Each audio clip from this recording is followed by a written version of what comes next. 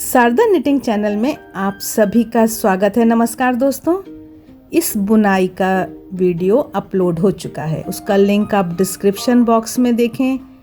और ये सुंदर सा मफलर बनाया गया है 3 रंग का। आप अपनी पसंद के रंग लगाइए, कितना सुंदर दिख रहा है। इस डिज़ाइन से शॉल बनाइए, रिवर्सिबल डिज़ाइन है। और आप जब इस डिज़ाइन को देखेंगे 1 रो रिपीट पैटर्न इतना सुंदर, तो आप दंग रह जाएंगे। आशा है आप डिस्क्रिप्शन बॉक्स ज़रूर देखेंगे, कमेंट बॉक्स में कमेंट करके बताइएगा। मिलते हैं फिर किसी और वीडियो में। आप सभी का धन्यवाद।